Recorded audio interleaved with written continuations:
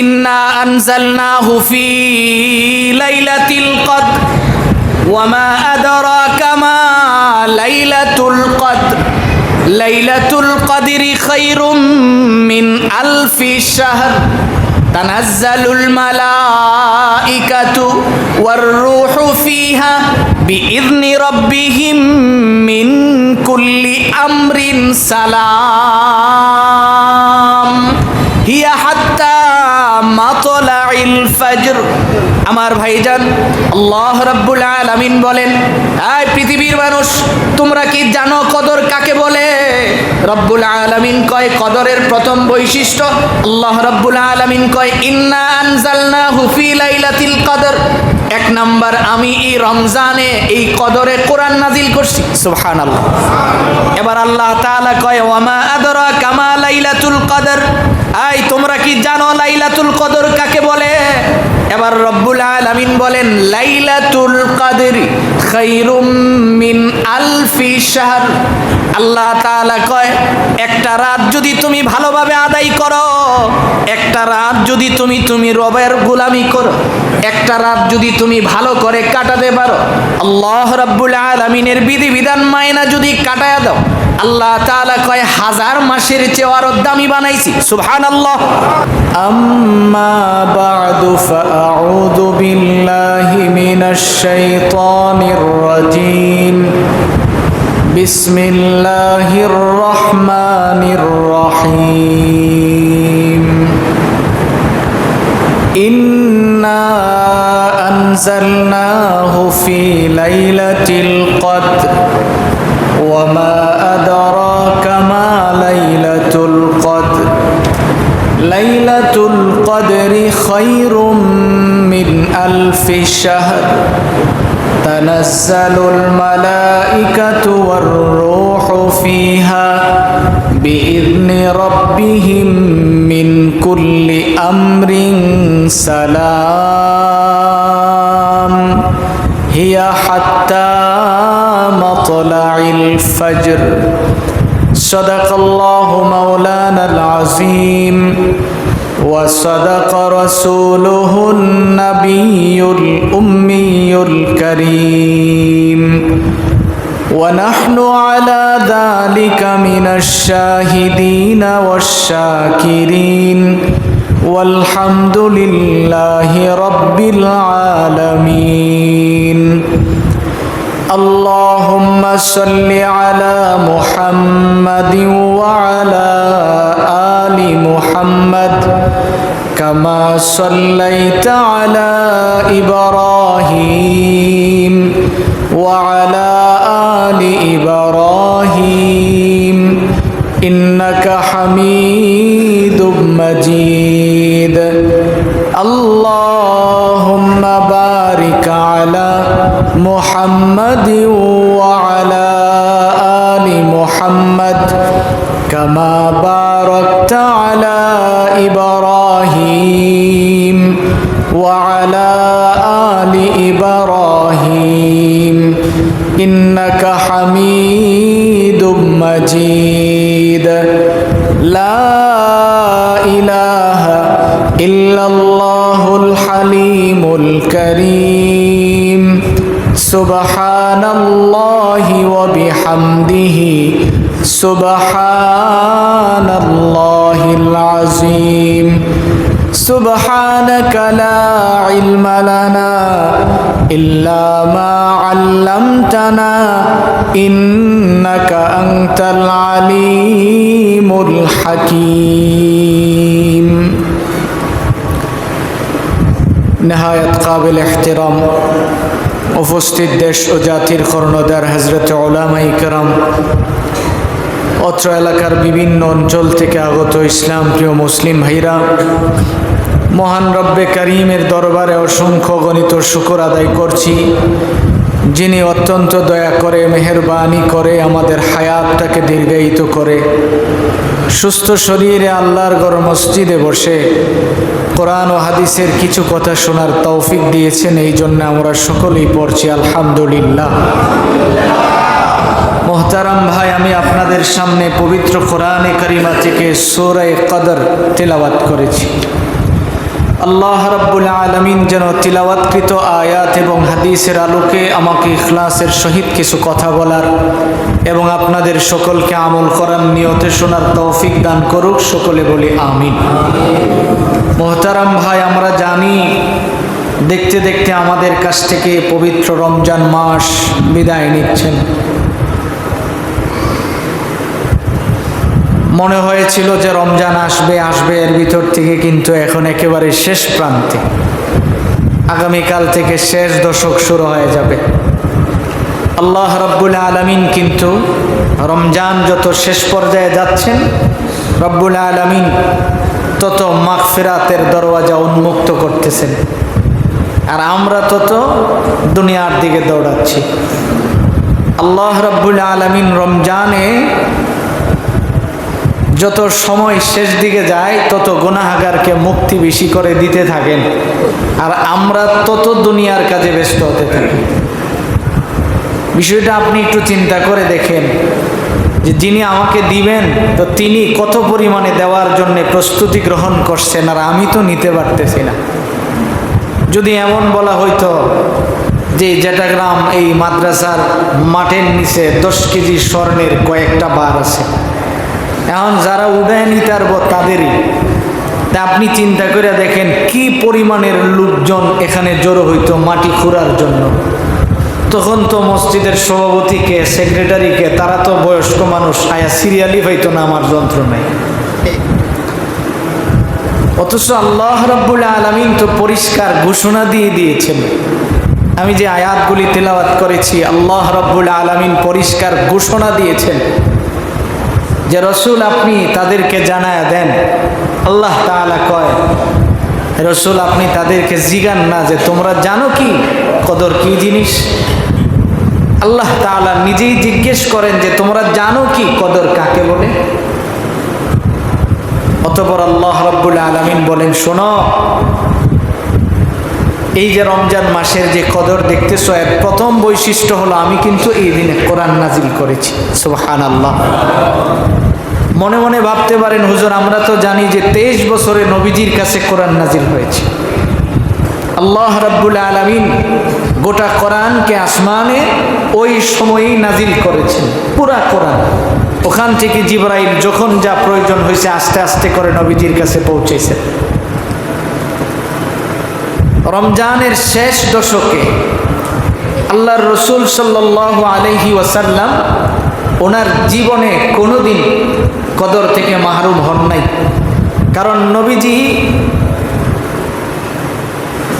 প্রথম বছর পুরা রমজানে ইতিকাফ করছেন। বুখারীর বর্ণনা শোনাচ্ছি, জিবরাইল বলতেছে, ইয়া রাসূলুল্লাহ আপনি কদর তালাশ করেন। আর নবীজি পুরা রমজান কদর তালাশ করছেন।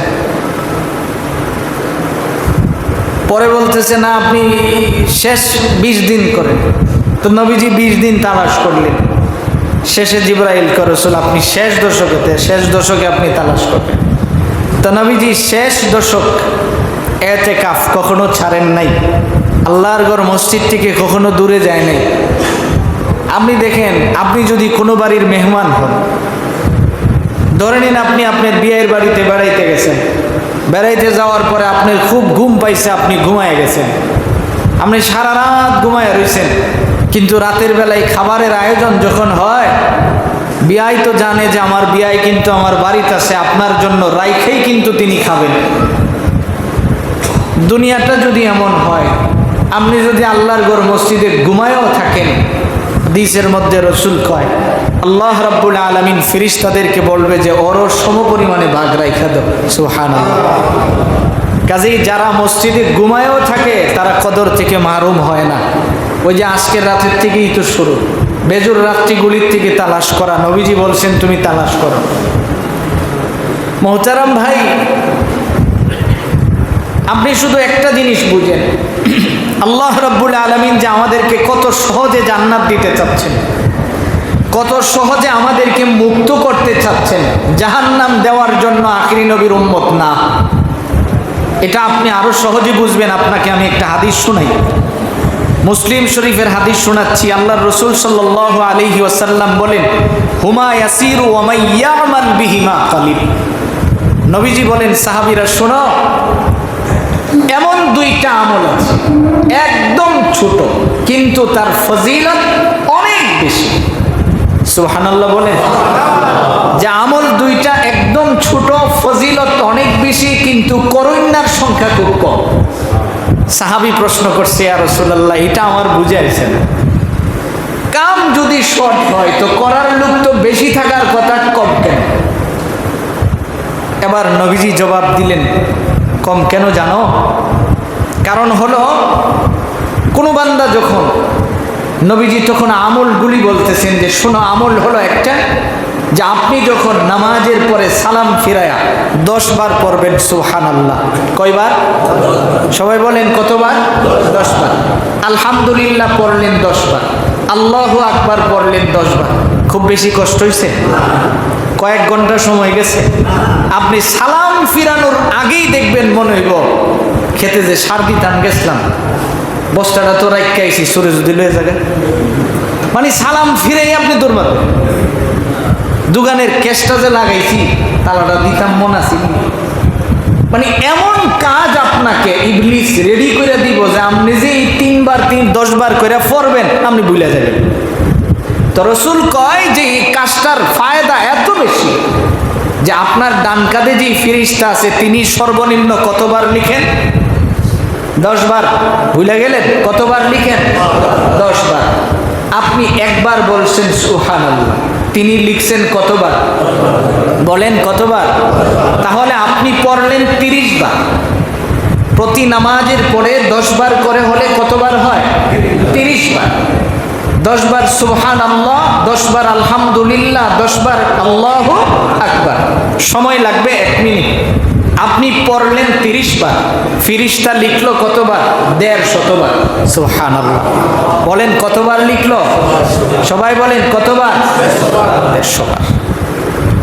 এখন আপনি পড়লেন একবার, আপনি 10 বার 10 বার করে 30 বার যদি পড়েন তো ফেরেশতা লিখলো 150 বার।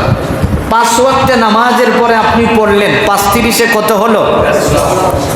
এবার বুঝেন, আপনি দৈনিক 5 বার করে পড়লেন, 5 নামাজের পরে পড়লেন 30 বার করে, 150 বার, আর হয়ে গেল 1500 বার। ঘুমাইলেন দৈনিক, আপনি ঘুমাইলেন দৈনিক 2 বার যদি ঘুমান, ঘুমানোর আগে 33 বার সুবহানাল্লাহ, 33 বার আলহামদুলিল্লাহ, 34 বার আল্লাহু আকবার বললেন আপনি 100 বার। ফেরেশতা লিখলো কতবার? 1000 বার। সুবহানাল্লাহ বলেন। ফেরেশতা লিখলো কতবার? 1000 বার। তাহলে এখানে যদি হয় 1000, দৈনিক যদি 2 বার ঘুমান হয়ে গেল কত হাজার? 2000 বার। তাহলে ওখানে 2000 আর এখানে 1500, 3500 বার যদি দৈনিক আপনার সুবহানাল্লাহ আলহামদুলিল্লাহ সওয়াব পান, এইভাবে যদি আপনি 1 মাস বলেন, এইভাবে যদি আপনি 365 দিন পড়েন, তাহলে আপনি তো সময় দিলেন কত মিনিট? 2 থেকে 5 মিনিট। আপনার ফায়দা কি হলো? 1 বছরে আপনার আমল নামায় সুবহানাল্লাহ আলহামদুলিল্লাহ আল্লাহু আকবার হয়ে গেল 12,77,500 বার। সুবহানাল্লাহ। এখন আপনার হায়াত যদি হয় 40 বছর, এবার আপনি দেখেন না যে আপনার ইন্তেকালের পরে আপনার আমল নামা যদি ওজন দেয়, প্রত্যেক বছরে যদি 12,77,500 বার শুধু সুবহানাল্লাহ আলহামদুলিল্লাহর ওজন থাকে, তাহলে আপনার চেয়ে বেশি আমলওয়ালা হাসরের দিন আর কে হবে?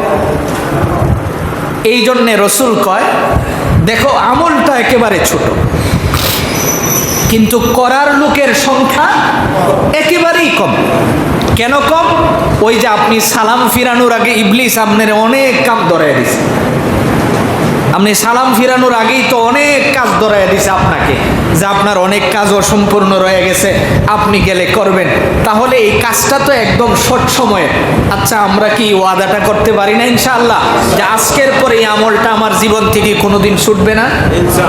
বলেন ইনশাআল্লাহ। কোনোদিন ছুটবে না আমার আমল থেকে। তাহলে আপনি দেখবেন আপনার আমল নামাই এত বেশি ফায়দা রেডি হয়ে গেছে, এত বেশি নেক আপনার আমল নামায় থাকবে।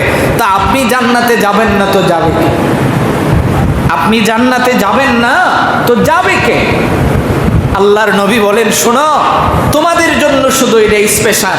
আর সবচেয়ে মজার কথা, আল্লাহ রাব্বুল আলামিন কোরআন শরীফে সূরা নাজিল করে, তাও মক্কাতে।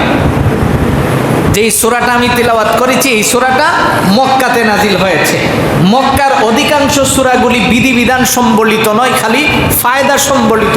কারণ মক্কি জিন্দিগিতে রসুল খালি ফায়দার কথা শুনাইছেন তাদেরকে, যে এটা করলে তোমাদের ওই লাভ হবে, এটা করলে তোমাদের ওই লাভ হবে। লাভের দিকে তাকায় যেন মানুষগুলি দিন ধর্ম সহজে গ্রহণ করে। আল্লাহ রাব্বুল আলামিন কয় যে তুমি যদি খালি কোনো কারণে কদরটা পায়া যাও, ঘুমায়েই যদি তুমি পাও, মানে ঘুমায়েই তুমি কদর পাইছো, তাহলে তোমার ফায়দা কি হবে? কমসে কম 84 বছর ইবাদতের সব পাইবে। তো এই ঘুমটা যদি মসজিদে হয়, কোন জায়গায় আল্লাহর ঘর মসজিদেও যদি হয়, তো বাতাসটা গেলেও তো আমার উফরে দিয়ে যাইতে হইব। তাহলে ইতিকাফ নবীজি কখনো কি করেন নাই? সারেন নাই। আর আমি আমার জীবনে কখনো করিনি। আমি তো আশিকের রসুল। রসুল যেটা সারেন নাই আর আমি আমার জীবনে কোনোদিন কি করি নাই? করি নাই। তাহলে আমি কত নম্বরের আশিকের রসুল? আপনি আপনার জিজ্ঞেন না যে আপনি কত নম্বরের আশিকের রসুল, এটা তো মিটারেই বলে দিবে। যে যেই কাজ নবীজি কখনো ছাড়েন নাই, 1 বছর রসুল রমজানে এতেকাফ করেন নাই, এই জন্য যে নবীজি মসজিদে ঢুকে গিয়া দেখে নবীজির স্ত্রীগণ তাবু টানায় মসজিদ ভরে বলেছে, মানে সবাই এতেকাফ করব। নবীজি তাদেরকে বললেন, এগুলি সরাও, এই বছর এতেকাফ হইতো না। পরবর্তীতে নবীজি শাওয়াল মাসে রোজা কাজা কইরা তারপরে এতেকাফ করছেন। কেন? যে ওই বছর যদি যেই হারে শুরু হয়েছে, নবীজি যদি এই হারে করতেই থাকতেন, তাহলে আমাদের উপরে এতেকাফ করা ওয়াজিব হয়ে যেত, বাধ্য হয়ে সবাই এতেকাফে বয়ে যাওয়া লাগতো। এই জন্য নবীজি আমাদেরকে বাঁচাইয়া দিছেন। আমার ভাই, যেই কথাটা বলতেছিলাম, আল্লাহ রাব্বুল আলামিন বলেন যে তুমি কি জানো কদর কাকে বলে? যদি আপনি জানতেন তাহলে সব কাজ কাম ছেড়ে দিয়ে আপনি মসজিদে উঠতেন। কিন্তু আমার অবস্থাটা কি? যত ঈদ সামনে যাইতেছে, যত ফজিলত বাড়তেছে, মুসল্লি তত করতেছে। আর 27 পরে তো মনে করি যে নমাজ শেষ, মানে আজকে হাফেজ সাহেব বিদায় হয়েছে, তো আমার নমাজ রোজা সব বাইত হয়ে গেছে। কোনো কারণে আমি যে দয়া করে রোজাটা রাখতেছি, এটাই তো অনেক কিছু। বাপরে বাপ, তাইনের সাথে কথা কইলে মনে হয় বাক্কা এক খতম কোরআন শরীফ নামাজও শূন্য লাইছে, আরো নামাজ পড়ানো লাগবে, মানে এমন একটা ভাব সব চলে আসে। এবার আপনি একটু আপনাকে জিজ্ঞেস করেন যে যত সময় গণায় আসে, তত আল্লাহ রাব্বুল আলামিন মাগফিরাতের দরওয়াজা তত বেশি উন্মুক্ত করেন, আর আমি তত বেশি দূরে সরে যাই। দুনিয়া আমাকে তত বেশি দূরে সরাইয়া দিচ্ছেন। আমার ভাই, ইতিহাস তালাশ করে দেখেন, হযরতে ওয়াহশী, ইনি যেদিন মুসলমান হবেন, একদম মুখ ডাইকা, রুমাল দিয়া মুখ ডাইকা নবীজির সামনে যায় বলছে, রসুল, অনেক বড় একজন পাপীও যদি আইসা কালিমা পড়ে, আল্লাহ কি তাকে মাফ করে দিবেন? নবীজি বলেন, অবশ্যই দিবেন। তাইলে আপনি আমারে পড়াইয়া দেন, লা ইলাহা ইল্লাল্লাহু মুহাম্মাদুর রাসূলুল্লাহ। এই কথা বলার পরে এবার মুখ খুলছে। মুখ খোলার পরে রসুল জিগাই, তুমি কে? কয়, আমি ওয়াহশী। কয়, কোন ওয়াহশী? কয়, আপনার চাচা আমির হামজারে যে শহীদ করেছিল। নবীজির সঙ্গে সঙ্গে ওয়াহশীকে বলছে, এই ওয়াহশী, শোনো, আজকের পরে কোনোদিন তুমি আমার সামনে বসবা না, কারণ তুমি আমার চাচার কলিজাটা বের করে যেভাবে চিবায়া চিবায়া খাইছিলে, এটা আমার চোখে ভাসে। কাজেই তোমারে দেখলে আমার হৃদয়ে যে কষ্ট লাগে, এই কষ্টের কারণে তোমার অনেক ক্ষতি হয়ে যাবে। তুমি ইসলাম ধর্ম গ্রহণ করছো, আল্লাহ তোমাকে মাফ করে দিছেন, কিন্তু তুমি কোনোদিন আমার সামনে বসবা না। এবার ওয়াহশী দূর থেকে মরণ পর্যন্ত রসুলকে দেখেন, কিন্তু নবী তো আর তারে দেখেন না। নবীকে দেখেন, নবীজি তাকে দেখেন না। ওয়াহশী তার হৃদয়ের ব্যথাটা নিয়ে বলেছিল যে আমি যদি মরে যেতাম, যে আমি রসুলকে দেখি কিন্তু রসুল তো আমার দিকে কোনোদিন নজর দিয়ে তাকান না। আর সেই রসুল বলছেন যে যারা ইতিকাফ করে তাদের ফজিলত এত বেশি, হাসরের দিন তারা আমার সবচেয়ে কাছাকাছি দাঁড়াতে পারবে। তা আপনি চিন্তা করে দেখেন যে আপনি কত বেশি ইতিকাফ থেকে দূরে সরে গেছেন। এরপরে দেখেন কত সমস্যা আমার ভিতরে। আমার কাছে 1 লক্ষ টাকা যখন হয়, ওখান থেকে 2500 টাকা এটা গরিবের হক হয়। আর এই 2500 টাকা আমি যখন জাকাত দেই, আমার কি বাহাদুরি, আমি একজন জাকাত দেওয়ার হয়েছি। এটা কত নিকৃষ্ট কাজ আপনি আরো সহজে বুঝবেন। মনে করেন আমার শরীরে একটা ফুরা হইছে, আপনারা ফুরা বুঝেন না? ফুরার ওয়াজ করার লাগবো। ফুরা হইছে, তো ফুরা হওয়ার পরে ডাক্তারের কাছে যাওয়ার পরে এটা অপারেশন করে, ফুরার থেকে 1 মগ পচা রক্ত বেরোইছে। এই পচা রক্তটা বের হওয়ার পরে আপনি ফার্মগেট বাজার ওই রক্তটা লইয়া গিয়া বয়া কই তারবেন, যাও আমার শরীর থেকে বাইর করছি, দেখো এটা কি জিনিস। এটা যদি আপনি কোন মানুষে আপনারে সুস্থ কইব না পাগল কইব? বলেন না, কি কইব? তা আপনার পচা রক্তর যেই মূল্য আপনার কাছে, এর থেকেও তো আরো মূল্য কম থাকার কথা এই 2500 টাকার।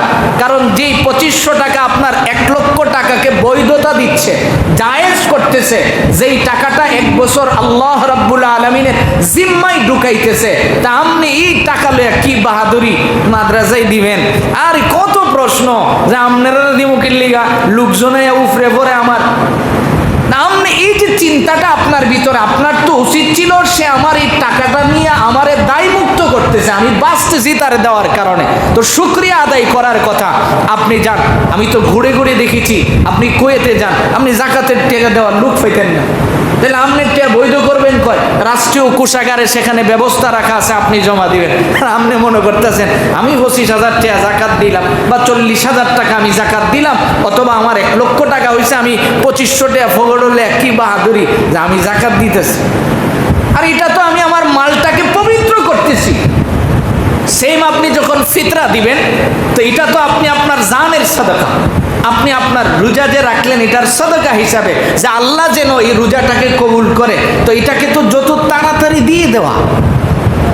কাতার দইরা টেকা লইয়া ঈদের দিন বারে বয়ে থাকে যারা না, অগরে দিব। আপনি চিন্তা করে দেখেন, আপনি ঈদের দিন আমারে টাকাটা দিলেন, আমারে দিয়ে আমি আপনারে বলি যে আমারে আপনি ঈদের দিন টাকা দিলেন, আমি কি করব এই টাকাটা নিয়ে? আপনি আমারে বলেন। আপনি তো আমাকে মিনিমাম 10 দিন আগে দেওয়ার ছিল, যেন আমি যেন এই টাকাটা দিয়ে 1 কেজি চিনি আর সামাই কিনে আমি আমার বাচ্চাকে খাওয়াতে পারি, আমি যেন আমার সন্তানগুলিকে একটা দামি কাপড় উপহার দিতে পারি। আপনি তো আমারে ওই সময়ে দেওয়ার কথা ছিল। আপনি যে বাহাদুরি করে ঈদের দিন আমারে দিলেন, তো কি দিলেন? আল্লাহর রাসূল কয় ফামান আদ্দাহা ক্বাবলা সালাত ফাহিয়া যাকাতুম মাকবুলাতুন ওয়া মান আদ্দাহা বা'দা সালাত ফাহিয়া সাদকাতুম মিন সাদাকা। রাসূল কয় তুমি যদি একদম সঠিক সময়ে ঈদের নামাজের আগে দিয়ে শেষ করে আসতে পারো, তার মানে হলো একজন মানুষ এই টাকাটা দিয়ে সে যদি কাজে লাগাইতে পারে, তাহলে তুমি সাদকা কইরা তুমি উত্তম সাদকার সওয়াব পাইলা। আর যদি পরে দাও তাইলে তোমার কি হইব জানো? এটা তোমার কোনো নরমাল সদকার মতো হয়ে যাবে, যেটার কোনো মূল্য আল্লাহর কাছে স্পেশালি কোনো কিছু থাকবে না। এই জন্য সাদকাতুল ফিতর এবং সাদকাতুল যাকাত, এই 2টা জিনিস আমরা চেষ্টা করব যাতে রমজান শেষ হওয়ার আগেই দিয়ে শেষ করতে পারি। এবার আসেন, দেওয়ার সময় আপনি যদি তারে 2000 লুঙ্গি কিনা দিবেন, কি লাভ হইল? তার লুঙ্গির দরকার নাই, আপনি দিলেন লুঙ্গি, বেড়া নিয়ে করবো কি? আর যেই লুঙ্গি দিছেন আলহামদুলিল্লাহ বর্ষাকালে ফেলুন বানায় মাছ মারতাম, জোরে ধাক্কা দেওয়ান লাগতো না তো। আর ফললে তো এটা এক্সরের মেশিনের মতো হয়ে যায়। তা আল্লাহ কইছে নাভির থেকে হাঁটু পর্যন্ত ডাইক্কা রাখুন ফরজ। আর আপনি যেই কাপড় দিছেন এটা ফিন্দন, যে কথা না ফিন্দন একই কথা, ফিনলে আরো বেসুলা লাগে। এত খোলা কেউ চাইতো না। তো এই জন্য আপনি যে সালাকিগুলি করেন এটা তো আল্লাহ বুঝে। আল্লাহ বুঝে না? আপনি যে সালাকি করবেন এটা আল্লাহ বুঝে না? বুঝে দিক আল্লাহ তাআলা কয়া দিছে যে তোমারে যা দিছি এটাই দিও, মাতবরি করতে যায় না। তোমারে যা দিছি এটাই দিবা, টাকা দিছি টাকা দিয়ে দাও, তার যা দরকার। আমনে দিছেন লুঙ্গি, বেটার দরকার চাউল, তো কেমন হইল? খাওয়ান নাই তার করেন লুঙ্গি বিন্দা গুল্লি কিলা বলবো। এই জন্যে আমার ভাই একটু মানবিক দিক থেকে আপনি বিবেচনা করবেন, কারণ এখন তো সবাই বুঝেন, বেবুঝ লোক নাই। এখন প্রশ্ন হইল, হুজুর আমি আমার টাকা পয়সা মসজিদও দিয়ে খিতা করব, তো মসজিদ তো কোনোদিন আপনার এই টেয়া নেয় না। মাদ্রাসায় আপনি যে দিবেন, মাদ্রাসার আলাদা গুরাবা ফান্ড যেখানে আছে ওখানে দিবেন, কারণ গুরাবা ফান্ডে এতিম মিসকিন ছেলেরা ওখানে থাকে, তাদের ভরণ পোষণ আপনার এই টাকা দিয়ে হয়। আপনি তো যারে দিছেন অল্প দিনে নিয়ে খায়া শেষ করে লাই, নাইলে অনেক কিছু করে। এটা আপনারা আমার চেয়ে ভালো জানেন, বহু কিছু করে, এমন সুদি টাকা লাগায়, এমন লোক আমার কাছে বুড়ি বুড়ি প্রমাণ আছে। আপনার টেহা নিয়ে রমজানে এককালীন ভালো টাকা হইছে না, তাই টেহাটা একখানো থয়ে দিছে, এখন মাসে মাসে লাভ আনে আর খায়। ভাই সাহেব মনে রাখেন, এই দরবার কিন্তু আপনার কান্দ পর্যন্ত যাইব। কাজে এর চেয়ে ভালো আপনি একজন মিসকিনের জন্য দিয়ে দিলেন একটা এতিমখানায়, ওখানে ছেলেরা এর দ্বারা 1 বছর তাদের ভরণ পোষণের ব্যবস্থা করা হয়। এই আপনাদের যাকাতের অংশগুলি সংগ্রহ করে কোনো মাদ্রাসার বিল্ডিং বানায় না। কাজেই বিল্ডিং আমনের টাকা কষ্ট করে আমি নিয়ে যে বিল্ডিং বানাবো, আমি কি মরতাম না? তো মাদ্রাসার হুজুর জানে না এলা মরলে যে কবরে আযাব হইব? তা আপনার পরিষ্কার করার জন্য হে বেটার কবর আযাব আনতো কিল্লিগা। এই জন্য যাদের মাদ্রাসায় এগুলি গ্রহণ করে, আপনাদের মাদ্রাসায় গুরাবা ফান্ড আছে, এই জন্য এখানে এই টাকাগুলি তারা খরচ করে। গুরাবা ফান্ড আসিবিদায় নিয়ে 1 বছর পর্যন্ত ছেলেদেরকে তাদের পিছনে খরচ করা হয়, এদের ঔষধপত্র দেওয়া হয়, অনেক কিছু তাদেরকে দেওয়া হয়। এই জন্য সব জায়গায় এত কিছু না বইলা আপনি তো এটাকে সুবর্ণ সুযোগ মনে করে মুট করে দিয়ে দিতে পারেন। আপনি ফসা রক্তটা যেমনি ফালাইয়া দেন, মানুষের সামনে আনতে লজ্জা পান, আপনার জন্য ফিতরা, জাকাত, ফিদিয়া এইগুলি এইরকম আপনি চুপচাপ দিয়ে দিবেন, যে এইগুলি নিয়ে আলোচনা করার কোনো বিষয় না। তবে হিসাব করার সময় কিন্তু 100% হিসাব করবেন। আবার যদি মনে করেন যে তাওহা মুট করে দিয়ে দিলাম, ওইখানে এই কাম চলতো না। দিবেন মুট করে, কিন্তু হিসাব করবেন, কড়াই গন্ডাই হিসাব কষে কষে আপনি দিবেন। আমরা তো অনেক চালাক, কই যে না হুজুর যুদ্ধ রইছে এর চেয়ে বেশি দিছি। আল্লাহ কই না, তোমারে আমি বেশি দিতে কইছি, আমি তোমারে বেশি দেওয়ার কথা বলি নাই তো। বেশি দেওয়ার কথা যেখানে কইছি ওই জায়গায় গিয়ে দাও। জাকাতের বেলায় আমি তোমাকে বেশি দিতে বলি নাই, আমি বলছি তুমি হিসাব করে করে 40 ভাগের 1 ভাগ দিবা, এটা হিসাব করে দিবা। এই জন্য এখানে আপনি হিসাব নিকাশ করে করে দিবেন। আমাদের বাংলাদেশের 95% মহিলাদের জাকাত ফরজ, আপনার গ্রামেও ফরজ, সে নিজেও জানে না তার যে জাকাত ফরজ। মনে করে যে আমার তো 7.5 ভরি স্বর্ণ হইছে না। কোনো মহিলার যদি 1 ভরি স্বর্ণ থাকে, 500 টাকার মালিক যদি তিনি হয়, 500টা টাকার মালিক যদি তিনি হয়, এমন মহিলা কয়জন পাবেন তার নামে 2টা ডিপিএস করা নাই? এমন মহিলা কয়জন পাবেন যেতে সে কোথাও না কোথাও কোনো টাকা পয়সা জমা রাখছে না, তার টাকা নেই? অ্যাভেলেবেল আছে। যদি 500 টাকাও তার আলাদা থাকে আর 1 ভরি স্বর্ণ থাকে, তার উপরে জাকাত ফরজ। এবার আপনি হিসাব করে দেখেন আপনার সমাজে কতজন মহিলা আছে তার উপরে জাকাত ফরজ না? কতজন মহিলা আছে? বাবা ছেলেকে বিদেশ পাঠাইছে, ছেলে বিদেশে থাকে, ছেলের যদি আলাদা কোনো ক্যাশ ক্যাপিটাল জমা থাকে, তার উপরে আলাদাভাবে জাকাত ফরজ হয়েছে, তার উপরে আলাদাভাবে জাকাত ওয়াজিব হয়েছে, তার উপরে আলাদা করে। বাবা জাকাত দিলে হবে না, তার জাকাত সে দিতে হবে। কাজেই এই জন্য আজকে আমাদের সমাজে বরকত হয় না কেন? পয়সা এত কামাই, কিন্তু আমার পয়সায় বরকত হচ্ছে না কেন? মূলে কারণ এটাই, ইহুদি মহিলার সম্পদে যদি বরকত হয়, আপনি তো মুসলমান। একজন ইহুদি এই মাসআলা শোনার পরে, ইহুদি মহিলা কড়াই গন্ডায় হিসাব করে করে জাকাত দিচ্ছে। জাকাত দেওয়ার পরে হঠাৎ করে একদিন তার কাছে খবর আসছে, তার যে মালের বোঝাই নিয়ে সিরিয়াতে গেছে, ওই সিরিয়ার থেকে আসার পথে রাস্তায় ডাকাতি হয়ে সকলের মাল লুণ্ঠন হয়ে গেছে। এবার মহিলা দৌড়ায় আসছে, আয়সা কয়, গালিগালাজ করতেছে, মোহাম্মদ কিল্লিগা বুয়া ওয়াজ আমরারে শোনায়া দিলা, যেই ওয়াজের কোনো মূল্য নাই। নবীজি কিছুই বলে নাই। মহিলা চলে গেছে, অপেক্ষায় আছে। কিছুদিন পরে দেখে যে তার মাল 100 উটের বোঝায় মাল নিয়ে ঢুকছে তার লোকজন। জিজ্ঞেস করে, কেন তোমরা যে রাস্তা দিয়ে আসছো এই রাস্তায় না ডাকাতি হয়েছে?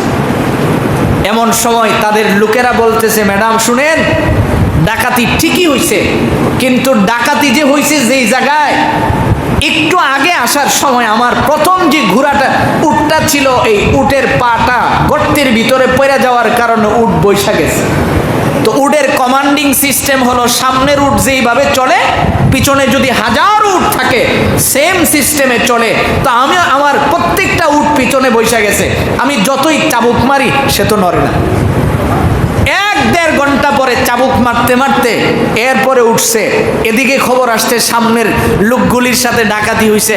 আমরা তখন ভিন্ন রাস্তা দিয়া যে আসছি, আমাদের সময় লাগছে কয়েকদিন বেশি। তখন মহিলার বিশ্বাস হয়েছে যে জাকাত এমন জিনিস, সে যে কোনো ধর্মেরই হোক, জাকাত যদি সঠিকভাবে আদায় করে আল্লাহ রাব্বুল আলামিন তার মালগুলি কুদরতিভাবে হিফাজত করেন। সুবহানাল্লাহ। এই জন্য আমার ভাই, আপনি মালের জাকাত দিবেন, আপনার গুলা কাইটটা দান ইন্দুরে ফেলাইতো না। আপনি মালের জাকাত দিবেন, ক্ষেতের মধ্যে শিলাবৃষ্টি হয়ে সম্পদ নষ্ট হবে না। না, আপনি তো দিতেন স্যার। আর মিয়া, আপনার হাতে 10 কেজি ওজনের একটা পাত্র আছে, এটা যদি হাতে লইয়া রাখেন, আরেকজন 50 কেজি ওজনের একটা ডিল দিছে, আপনি লইবেন কেমন? এটা ফালাইলে 2 হাত খালি করলেন লই থাকতেন, ঠিক না? 2 হাত খালি করলেন আরেকটা নিবেন। তো নবীজি কয়, তুমি যে এই 10 টাকাটারে সিফাদা ধরে রাখছো, এই জন্য আল্লাহর খাজানার থেকে পাও না, আগে এটা ছাড়ো, এরপরে দামিটা ধরো। সুবহানাল্লাহ। আরো সহজে বুঝবেন, দারুল দেওবন্দে থাকা অবস্থায় আমি একদিন বিকালবেলা হাঁটতে গেছি। তা হাঁটতে যাওয়ার পরে যশোরের এক ছেলে, ও বাজার থেকে আলু, কতগুলি আলু কিনা মাথায় লয়ে আইতেছে। তো ওখানে পুরাতন মন্দিরগুলিতে অনেকগুলি বান্দর থাকে, বড় বড় বয়স্ক বান্দর। এক বান্দরে করছে কি, ওর আলুর ফুটলা লয়ে দৌড় মারছে। তা আমরা হাঁটতেছি 4-5 জন, এমন সময় দেখি ওর নতুন গেছে, কানতেছে। তো তার তো, সে তো বাঙালি, ইন্ডিয়ান ভাষাও বুঝে না, ঠিকভাবে কইতেও পারে না। তা আমি কাছে গিয়ে জিগাইলাম, কান্দোস কিল্লিগা? কই, আমার আলুর বস্তা দেও না, ওই যে লয়ে গেছে বান্দরে, ওই যে ওইখানে লয়ে গেছে। এমন সময় আমাদের সাথে ঝিনাইদহের একটা ছেলে ছিল, সে কইতেছে, আচ্ছা ঠিক আছে, তোমার আলুর বস্তা আনার ব্যবস্থা করতেছে। এখন বান্দর থেকে তো আলুর বস্তা অক্ষত আনার কোনো সিস্টেম আমাদের জানা নাই। এমন সময় একজন কৃষক খেতে কাজ করতেছে, আমার কাছে আসলো, আইসা জিগাই, মৌলানা সাহেব কি হওয়া? আরে জিগাইতেছে, মৌলানা তোর কি হয়েছে, কানতেছস? হিন্দু মানুষ। আমি কইলাম, দেখেন না, ও যে কানতেছে, অত নতুন মানুষ বুঝতেছে না, ওর আলুর পুটলা লয়ে গেছে বান্দরে। এখন সে আমারে বললো, এই মিয়া শুন, আমি বান্দরের একটা ডিল দিব, দিলে বান্দরও আমার দেখা দেখি ফুটলাটা ডিল দিব, দিলে কিন্তু তুই আঞ্জাদা লয়ে লেগেছিস। এখন সে একটা কাগজ দিয়া মুড়াইয়া একটা মাটি এমনি যখন ডিল মারছে, আমি বান্দরও ফুলা আলুর বস্তা ডিল মারছে, আর দিতে দিরে আমি এমনি লইয়া দৌড় দিতে দিরে। তখন আমার বুঝে আসছে, হাদিস শরীফে রসুল বলছেন, যাই মিয়া শোনো, তোমার হাতে 10 টাকা আছে, এটা যদি তুমি ছাড়ো তাইলেই না তুমি 20 টাকার পুটলাটা ধরতে পারবা। তা আমনে তো ওই যে 10 টাকা বাপে দিয়া গেছেন, এটারা যে আঞ্জাদা ধরে রাখছে। মসজিদ মাদ্রাসা 22 জায়গা 5 টাকা খরচ করতাম না। মরবার আগে বাবা যে ওসিয়ত করছে, দেখ বহুত কষ্ট করে ক্ষেতটা রাখছি, জীবনে ভিক্ষা করে খাবি তো ক্ষেত বেচবি না। ভিক্ষা করছি ভাই, আমার গ্রামে এমন লোক ছিল, সারা জীবন ছেলে ভিক্ষা করে গেছে, তবু বাবার ক্ষেতটা বিক্রি করে নেয়। ও মরতে দেরি হয়েছে, এর ভূতে জায়গা বেচতে দেরি হয়। এই জন্য বলছি, শুনেন, আল্লাহ রাব্বুল আলামিন তো আপনারে যদ্দুর দিছে, ওখান থেকে আপনি খরচ করবেন, তো আল্লাহ দিবেন আপনাকে আরো বড়টা। এটা আল্লাহর ওয়াদা, তুমি একটা দিবে, আমি দিব 10টা। সুবহানাল্লাহ। না, আপনি একটারে যে ধরে রাখছেন, মায়া তো ছাড়তেন পারতেছেন না। এই জন্য মায়া ছাড়েন। আর মায়াটা তখনই ছাড়তে পারবেন যখন হৃদয়ে আল্লাহর ভালোবাসা বেশি হবে। আর ভালোবাসাটা পাওয়ার সহজ মাধ্যম রমজানে রোজা রাখা। সুবহানাল্লাহ। কারণ তাকওয়া যার হৃদয়ে যত বেশি, সে আল্লাহ রাব্বুল আলামিনের রাস্তায় তত বেশি খরচ করে। তো যেহেতু আমার কাছ থেকে রমজান একেবারে শেষ প্রান্তে, যেই কথা বলতেছিলাম, আল্লাহ রাব্বুল আলামিন আমাদেরকে শেষ প্রান্তে নিয়ে আসছেন, এখন কদর তালাশ করা। আল্লাহ তাআলা কয়, ইন্না আনজালনাহু ফি লাইলাতিল কদর ওয়া মা আদরাকা মা লাইলাতুল কদর লাইলাতুল কদরি খায়রুম মিন আলফি শাহর তানাজ্জালুল মালাইকাতু ওয়ার রূহু ফিহা বিইذনি রাব্বিহিম মিন কুল্লি আমরিন সালাম হিয়া হাত্তা মাতলাইল ফজর। আমার ভাইজান, আল্লাহ রাব্বুল আলামিন বলেন, এই পৃথিবীর মানুষ, তোমরা কি জানো কদর কাকে বলে? রব্বুল আলামিন কয়, কদরের প্রথম বৈশিষ্ট্য, আল্লাহ রাব্বুল আলামিন কয়, ইন্না আনজালনাহু ফি লাইলাতিল কদর। এক নাম্বার, আমি এই রমজানে এই কদরে কোরআন নাজিল করছি। সুবহানাল্লাহ। এবার আল্লাহ তাআলা কয়, ওয়ামা আদরাকা মা লাইলাতুল কদর। এই তোমরা কি জানো লাইলাতুল কদর কাকে বলে? এবার রব্বুল আলামিন বলেন, লাইলাতুল কদরি খায়রুম মিন আলফি শাহর। আল্লাহ তাআলা কয়, একটা রাত যদি তুমি ভালোভাবে আদায় করো, একটা রাত যদি তুমি রবের গোলামি করো, একটা রাত যদি তুমি ভালো করে কাটাতে পারো, আল্লাহ রাব্বুল আলামিনের বিধিবিধান মাইনা যদি কাটায়া দাও, আল্লাহ তাআলা কয়, হাজার মাসের চেয়ে আরো দামি বানাইছি। সুবহানাল্লাহ। এই মুসলমান, ভালো করে শোনো, আল্লাহ তাআলা কয়, কত দামি বানাইছি জানো কি? আমি কত দামি বানাইছি তুমি জানো কি? আমি আল্লাহ রাব্বুল আলামিন এই রাতের সম্মানে আসমান থেকে ফেরেশতা জমিনে পাঠায়া দেই। সুবহানাল্লাহ। ওরা আয়েশা, তুমি যখন সিজদায় থাকো, তুমি যখন রুকুতে থাইকা বলো সুবহানা রাব্বিয়াল আযীম, তুমি যখন সিজদায় গিয়ে বলো সুবহানা রাব্বিয়াল আলা, তুমি যতগুলি দোয়া করো, তোমার পিছনে পিছনে বৈশা ফেরেশতারাও আল্লাহর কাছে দোয়া করে। সুবহানাল্লাহ। কত সময়? আল্লাহ তাআলা কয়, হাত্তা মাতলাইল ফজর, যতক্ষণ পর্যন্ত ফজর না হয় ততক্ষণ পর্যন্ত ফেরেশতারা জমিনে থাকেন, তোমার পিছনে পিছনে বৈশা তুমি বলো সুবহানাল্লাহ, ফেরেশতারাও কো সুবহানাল্লাহ, তুমি বলো আল্লাহু আকবার, ফেরেশতারাও কো আল্লাহু আকবার। তাহলে কদর এত দামি। নবীজি বলেন, অসুস্থ মানুষও যদি কদর পাওয়া যায়, নামাজ আদায় করতে পারে না, বৈশা রয়েছে চেয়ারের মধ্যে, আল্লাহ তাআলা কয়, এই ফেরেশতা লেখ, ও নামাজে আছে। সুবহানাল্লাহ। বসতেও পারে না, লম্বা হয়ে শুয়ে রয়েছে মসজিদে, আল্লাহ তাআলা কয়, শুয়াটা লিখিস না, লেখ, ও ইবাদতে আছে। সুবহানাল্লাহ। তাহলে আল্লাহ রাব্বুল আলামিন এত দামি করে বানিয়েছেন, আর আমি কি করলাম? কদর তালাশ করলাম না। এই জন্য রসুলকে জিবরাইল কয়, রসুল আপনি কদর তালাশ করেন, আপনি পুরা রমজান কষ্ট করার দরকার নাই, আপনি শেষ দশকের ভিতরেও কষ্ট করার দরকার নাই, আপনি খালি বেজুর রাতগুলি তালাশ করেন। সুবহানাল্লাহ। আরো সহজ করে দিয়েছেন যে আপনি বেজুর রাতগুলি তালাশ করেন। বেজুর রাতগুলি যদি আপনি কদরের নিয়তে এই রাতগুলি বাসা বাড়িতে বসে আপনি ইবাদতে কাটাইলেন, এতে কাফ করতে পারলেন না, তো মসজিদে না আসতে পারলেও যে আমার ঘরটা যেন এই কদরের তালাশে, সবাই যেন কদরের তালাশ করে। আমি ভোর রাত্রে উঠি একটু আগে, তো উঠার পরে আমি যেন কি করি, বেশি বেশি করে নামাজ আদায় করি। ভোর রাত্রে উঠছি, তো আমি একটু 10-20 মিনিট আগে উঠলাম, 4 রাকাত 6 রাকাত নামাজ আদায় করলাম, আমি একটু জিকির করলাম, একটু কোরআন শরীফ তিলাওয়াত করলাম। এই জন্য আমার ভাই, যেই কথাটা বলতেছিলাম, আমি আমার সারা জীবনের জন্য আজকে যে হাদিসটা শুনাইলাম, রসুল বলছেন, হুমা ইয়াসিরু ওয়া মান ইয়ামাল বিহিমা কালিল। এই সাহাবী শোনো, দুনিয়ার জমিনে ছোট্ট এমন 2টা আমল আছে যার ফায়দা অনেক বেশি, কিন্তু করার সংখ্যা খুব কম। এই 2টা কথা আমার সারা জীবনের জন্য পাতেই হয়ে যায়। আজকের পরে যেন আমাদের কাছ থেকে এই আমলটা কখনো না ছুটে। এটা হলো 5 ওয়াক্তে নামাজের পরে 30 বার সুবহানাল্লাহ, 10 বার আলহামদুলিল্লাহ, আল্লাহু আকবার কতবার? সবাই বলেন কতবার? তাহলে পড়লাম 30 বার, 5-30, আমি বললাম 150 বার, আমি বললাম কতবার? ফিরিস্তা লিখলো 1500 বার। সুবহানাল্লাহ।